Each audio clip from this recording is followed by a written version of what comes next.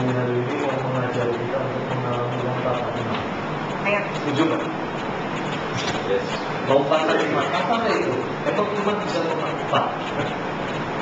Karena ini teman-teman, kalau kita melihatnya, kita melihat di hari-hari ini, gue udah jarang baca ini, jarang baca orang, tapi seputar Indonesia. Itu juga kalau di rumah, karena kenapa seputar Indonesia abonennya murah, 15.000 doang per bulan, murah. Dulunya Kompas, cuman kejadian Kompas itu apa? Membuat natural untuk shopping itu tinggi kan, iklannya banyak. Jadi dijual murah kan, seputar Indonesia. Kemarin lihat di Jakarta SMK, lihat ternyata berita-berita di waktu informasi, berita-berita kalau kalian teman-teman perhatikan apa yang terjadi hari-hari ini, itu situasi yang sebenarnya banyak hal yang negatif. Di luar negeri banyak hal yang negatif, banyak hal yang negatif. Semua di Timur Tengah dan sebagainya, bahkan iklim Eropa, iklim Amerika, semuanya itu banyak sesuatu hal yang negatif. Dan ada tahu, seluruh dunia ini punya sama Tuhan, tapi ada sesuatu hal yang spesial sebenarnya buat Indonesia. Indonesia itu dibuatkan akan menjadi negara yang memberi makan bangsa, bahkan bangsa-bangsa lain. Itu Indonesia. Kenapa? Kenapa Indonesia? Karena negara lain, bahkan WHO itu bilang, WHO, PBB bilang gini, 2017 itu akan terjadi krisis pangan secara global. 2017, kenapa? Di dunia itu kacau banget, kecuali Indonesia. Karena Indonesia menempati Tuhan seperti bangsa Mesir yang akan memberi makan bangsa-bangsa. Pertanyaannya, kita butuh Tuhan membawa kita yang mengalami lompatan iman. Masih kita di bawah Tuhan. Kita tidak mengalami lompatan iman. Terus nggak mau bilang gini lah, mau nggak mau dong. Kita belajar dari si tukang lompat itu namanya Bartimius dari Markus 10.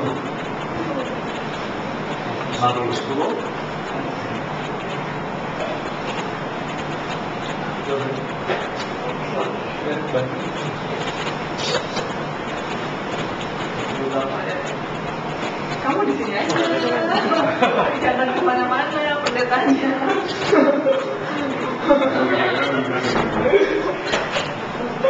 Biar yang berdua.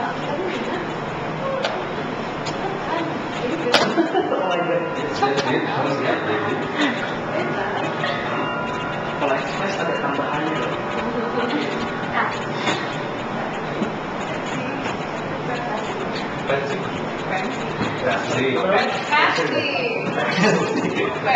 Kalau yang namanya itu pensi ya, iya. Pensi.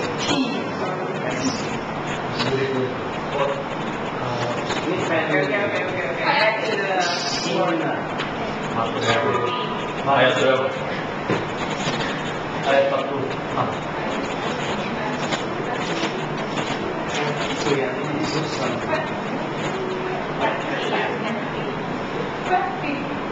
Markus 10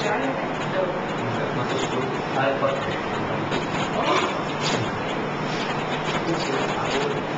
Yang dia berat ya, ada wanita dan dia. Baca. Mau tunggu ini nggak? Mau tunggu sini baca atau nama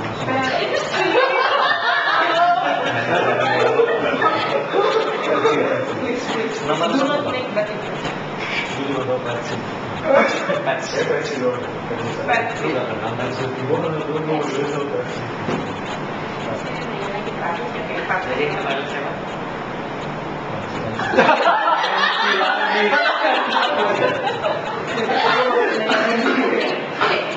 Pensi. Kamu jangan coba.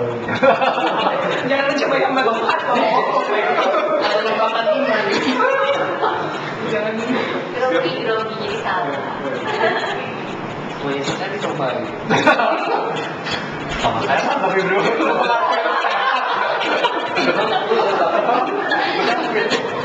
Yang keluar siapa dari itu? Dari sana gitu. Silakan kita sambut Ibu Pen.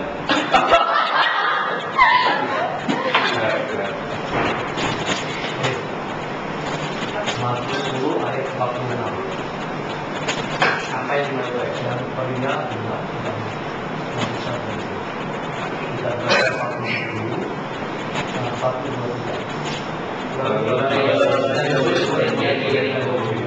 Dan ketika Yesus keluar dari Yeriko bersama-sama dengan murid-muridnya dan orang-orang yang berbondong-bondong, ada seorang pengemis yang buta bernama Bartimeus, anak Timeus, duduk di pinggir jalan.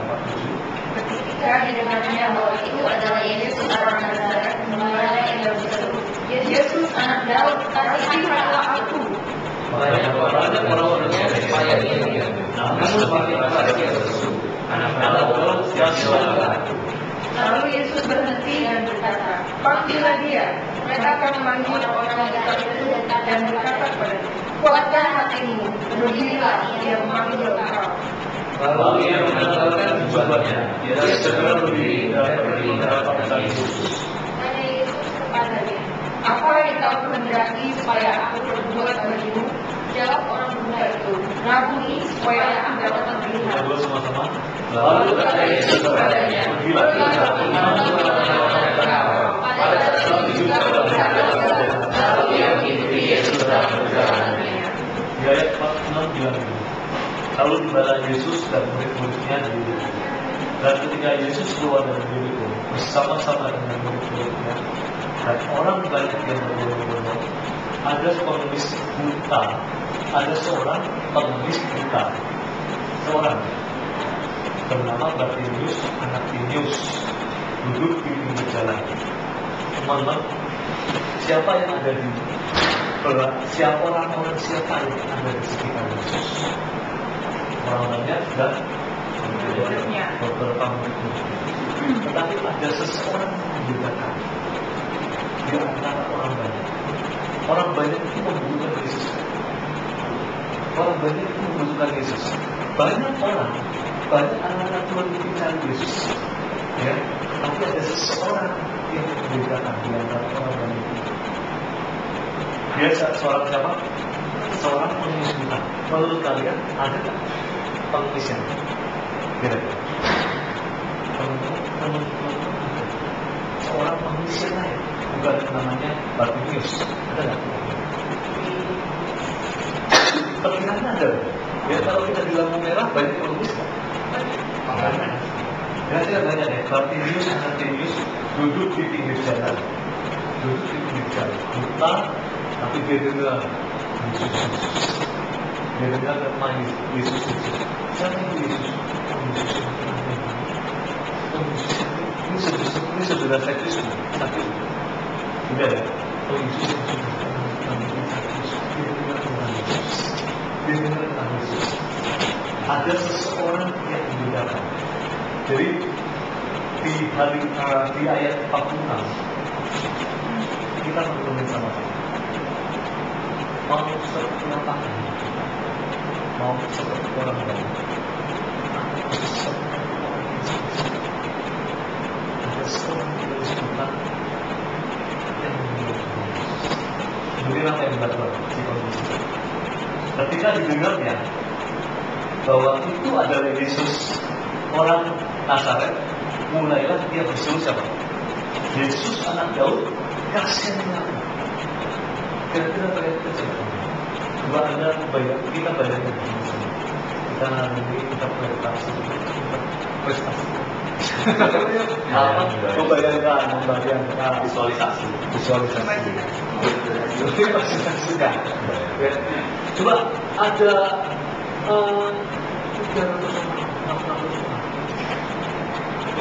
400 sambil ngomong ngoceh-ngoceh di kanan dan sebagainya. Dan kemudian ada seorang pengemis buta teriak di depan rumahnya seorang misalnya. Teriakannya kencang nggak? Zaman dulu belum ada tol, zaman dulu belum ada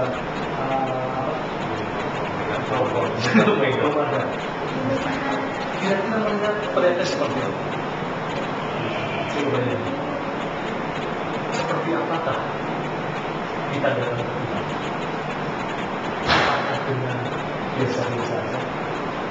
Saya pernah jaga ilustrasi.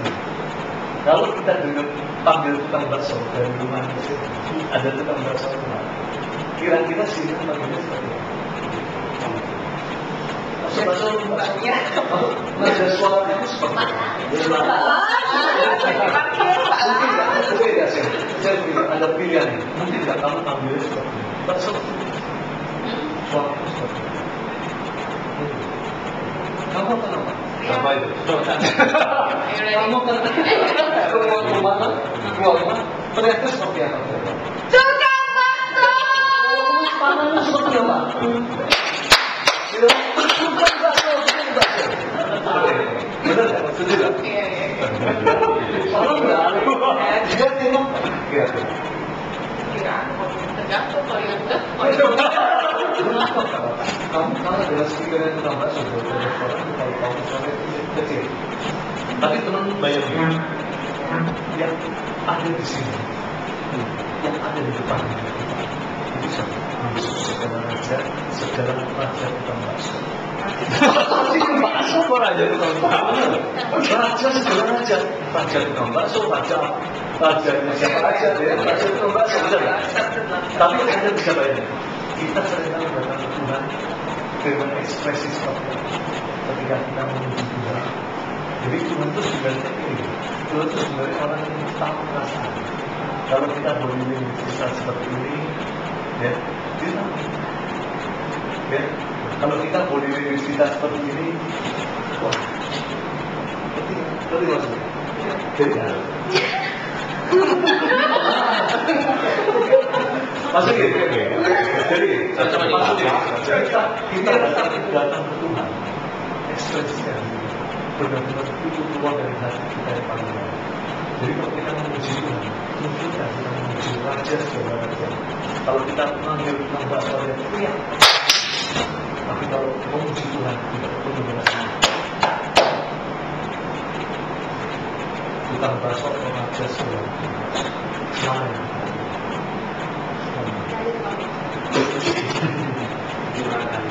Ya, itu yang dilakukan si Bartimeus. Dia teriak, cari Yesus, cari. Ini koreksi. Gue ngomong seperti ini sebenarnya sedang bermata dua. Gue hidupku juga bisa. Gue mau cari Yesus. Gue tahu biasa-biasa. Gue nggak mau ikut Tuhan membaca kitab Tuhan, tapi habis itu gue atau gue ikut menjadi Tuhan, tapi habis itu atau gue bisnis dan sebagainya, tapi gue ikut dengan cara pikir gue sendiri. Akhirnya yang terjadi adalah apa? Terus koreksi terjadi. Tapi mau ikut Tuhan seperti apa?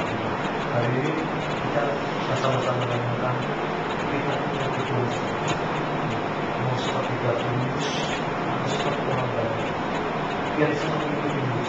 Ya Yesus jalan-jalan, tapi Bartimeus orang yang kita dia tak tahu lokasi Yesus. Kira-kira kami pergi. Yesus, anak kau kasihlah. Seperti apa? Terus yang keempat, 8. Banyak orang menegur.